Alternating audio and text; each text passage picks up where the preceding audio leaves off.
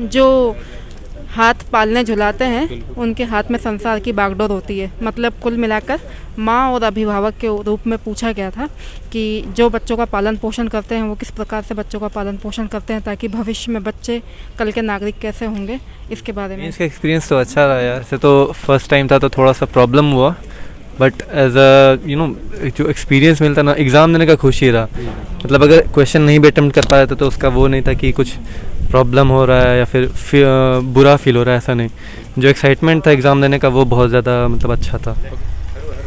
नमस्कार दोस्तों, जैसा कि आप सभी को पता है कि आज यूपीएससी का मेंस है और एसए का पेपर है। आज हम एग्जामिनेशन हॉल के आगे खड़े हैं। यहाँ पर बहुत सारे एस्पिरेंट्स जो मेंस लिख रहे हैं उनसे बात करेंगे कि किस टाइप के क्वेश्चंस आए और किस टाइप के उन्होंने आंसर दिए। जानते हैं एस्पिरेंट्स से। आखिर जुड़े रहिए हमारे चैनल पर। अगर आप नए हैं तो हमारे चैनल को सब्सक्राइब और वीडियो को लाइक करना ना भूलें। ओवरऑल आपका कैसा रहा आज मेंस? ठीक ही था, पिछले बार से थोड़ा पेपर टफ आया था क्योंकि टॉपिक्स थोड़े ज़्यादा फिलोसफिकल थे। दूसरे पार्ट में भी जैसे हर बार होता ये था कि एक पार्ट में फिलोसफिकल आता था, एक पार्ट में होता था कि कोई रेलेवेंट टॉपिक होता था, लेकिन इस बार दोनों पार्ट में ऑलमोस्ट दोनों फिलोसफिकल। ओवरऑल आपका कैसा रहा आज मेंस? पेपर कंप्लीट हो गया, टॉपिक सारे फिलोसफिकल आए थे। किस टाइप का क्या टाइटल था आपका एग्जाम के अंदर? ऐसे था आज। हाँ। और मैंने लिखा है एक research is a blind date with knowledge, और एक लिखा है perception of me is a reflection of you, my reaction to you is an awareness of me. Okay sir, आपने किस प्रकार ये आपने पहले पढ़ रखा था या फिर आपने किस प्रकार उसको कहानी को बनाया और किस प्रकार आंसर? पढ़ना कुछ नहीं होता है, इसमें बनाना ही पड़ता है, बट आपकी overall knowledge will come handy to you. Okay sir, first time दिया आपने? No, it's my second means. के लिए वापस आऊंगा दोस्तों। अगर आप एक यूपीएससी के सीरियस एस्पिरेंट है, प्रेप लैडर एप्लीकेशन के माध्यम से आप अपनी यूपीएससी की जर्नी को बेहद ही शानदार बना सकते हैं। इस एप्लीकेशन के माध्यम से यहाँ आपको वीडियो लेक्चर मिल जाएंगे, कॉम्प्रिहेंसिव वीडियो नोट्स मिल जाएंगे, एनसीईआरटी नोट्स भी मिल जाएंगे, साथ ही साथ extensive question bank, test series prelims और मेंस के लिए प्रीवियस ईयर क्वेश्चन पेपर भी मिल जाएंगे।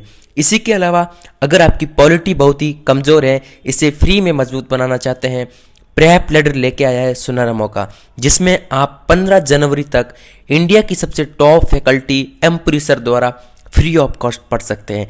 इसके लिए डिस्क्रिप्शन में दिए गए लिंक पर जाए और आज ही डाउनलोड करें प्रेप लैडर एप्लीकेशन। इसी के अलावा अगर आप सब्सक्रिप्शन लेते हैं तो जिसमें आप हमारा कोड SView डालते हैं तो 500 रुपये का और डिस्काउंट मिल जाएगा। दोस्तों जल्दी से जल्दी जाइए और इनके YouTube channel prep ladder UPSC YouTube channel और इनके एप्लीकेशन को डाउनलोड और सब्सक्राइब करना ना भूलिए। धन्यवाद। ठीक रहा, लेकिन अभी कुछ कह नहीं सकते क्योंकि दोनों जो सेक्शंस थे वो फिलोसॉफिकल बेस पे पूछे गए थे। बहुत ज़्यादा जो था वो जीएस टाइप के क्वेश्चंस नहीं थे, फिलोसॉफिकल टाइप के ही क्वेश्चंस थे। तो कह सकते हैं कि ठीक है, लेकिन अभी ये सब सोच के कल के बारे में थोड़ा सा ध्यान। आपने कौन से टॉपिक चूज किए थे? मैंने एक्चुअली मेरा मीडियम हिंदी था, तो मैंने जो चूज़ किया था वो था कि लोग आपके बारे में क्या सोचते हैं, ये उनकी धारणा है, लेकिन आप क्या प्रतिक्रिया देते हैं ये आपके संस्कार हैं। और दूसरा टॉपिक मैंने चूज़ किया था वो था कि जो हाथ पालने झुलाते हैं उनके हाथ में संसार की बागडोर होती है। मतलब कुल मिलाकर माँ और अभिभावक के रूप में पूछा गया था कि जो बच्चों का पालन पोषण करते हैं वो किस प्रकार से बच्चों का पालन पोषण करते हैं ताकि भविष्य में बच्चे कल के नागरिक कैसे होंगे, इसके बारे में शायद लिखना था, जितना मैं इंटरप्रेट करता है। ओवरऑल मैंने टाइम मैनेजमेंट की बात करें तो आपने किस प्रकार टाइम मैनेजमेंट किया इसमें? दोनों को मैंने 1 आवर 30 मिनट 1 आवर 30 मिनट दिया। Hello sir. सर किस टाइप का क्या टाइटल था आपका एग्जाम के अंदर? ऐसे था आज। हाँ। और मैंने लिखा है एक research is a blind date with knowledge, और एक लिखा है perception of me is a reflection of you, my reaction to you is an awareness of me. Okay sir, आपने किस प्रकार ये आपने पहले पढ़ रखा था या फिर आपने किस प्रकार उसको कहानी को बनाया और किस प्रकार आंसर? पढ़ना कुछ नहीं होता है, इसमें बनाना ही पड़ता है, बट आपकी overall knowledge will come handy to you. Okay sir, first time दिया आपने? No, it's my second means. Okay, thank you sir. सही में बिल्कुल। पहले दो मतलब पहला दोनों में सेक्शन भी है। ओके, और ओवरऑल सर कैसा रहा, किस प्रकार आपने दिया? As per the standards of UPSC तो ठीक था।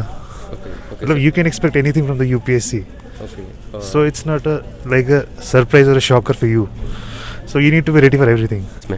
It's like the same thing. For the first half an hour, you need to decide what on all you need to write, and for the second 1 hour, you need to write that thing.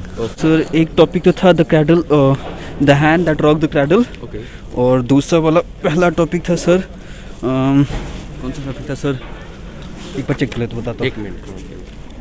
जो पहला topic था वो वाला the real is rational and the rational is real, तो ये topic choose किया था। Sir कैसा रहा ओवरऑल अगर बताएं तो? बहुत अच्छा। बहुत अच्छा रहा। हाँ, हाँ। Okay sir, okay. बोलिए सर। सर कौन सा अटेम्प्ट था आपका? ये मेरा मेंस में फर्स्ट अटेम्प्ट है सर, सेकंड अटेम्प्ट है मेरा। ओके सर, ओवरऑल कैसा रहा मेंस का एक्सपीरियंस सर? मेंस का एक्सपीरियंस तो अच्छा रहा यार, मतलब ऐसे तो फर्स्ट टाइम था तो थोड़ा सा प्रॉब्लम हुआ, बट एज जो एक्सपीरियंस मिलता ना एग्ज़ाम देने का खुशी रहा। मतलब अगर क्वेश्चन नहीं भी अटेम्प्ट कर पाया तो उसका वो नहीं था कि कुछ प्रॉब्लम हो रहा है या फिर बुरा फील हो रहा है, ऐसा नहीं। जो एक्साइटमेंट था एग्ज़ाम देने का वो बहुत ज़्यादा मतलब अच्छा था। ओके सर, अगर टॉपिक की बात करें तो आपने कौन से टॉपिक पे ऐसे लिखा था?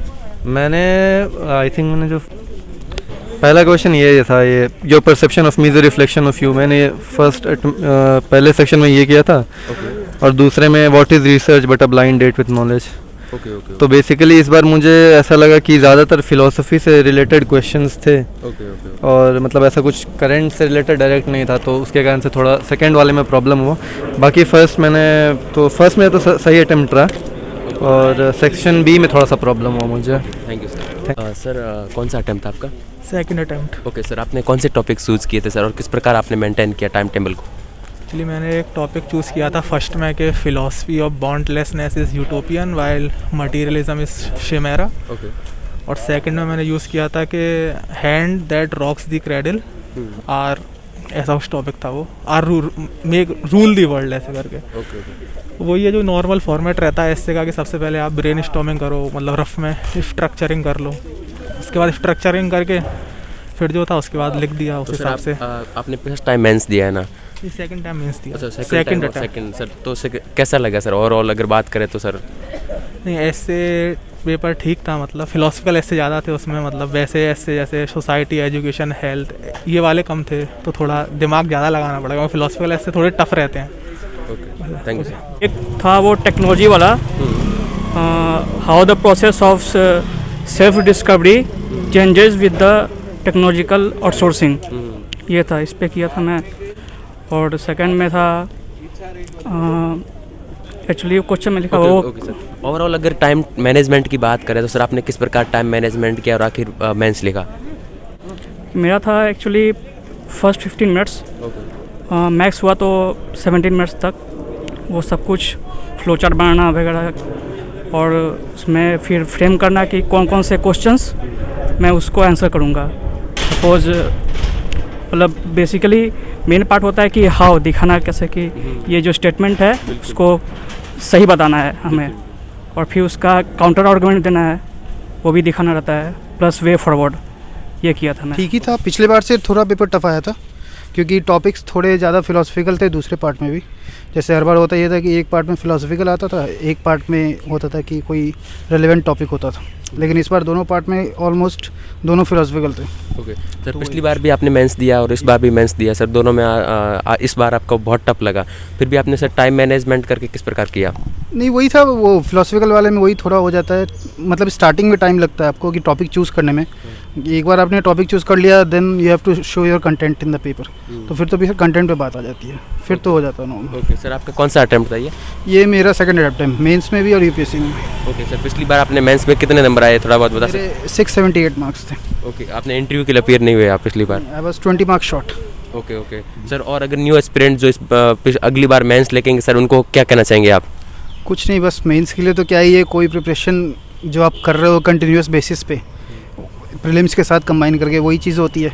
एज सच कोई अलग से आपको मटेरियल नहीं ढूंढना है मार्केट में, और अपने से जो अपने हैंड नोट्स बना रहे हैं, जैसे कोई भी टॉपिक पढ़ रहे हो, कोई आर्टिकल पढ़ रहे हो, कुछ भी पढ़ रहे हो, तो वही चीज़ें काम आती है। अलग से ऐसा नहीं है कि आप प्रीलिम्स क्लियर करके फिर मार्केट में जाओ, आप अलग से मेंस के नोट्स ढूंढने, वो सब चीज़ें नहीं होती।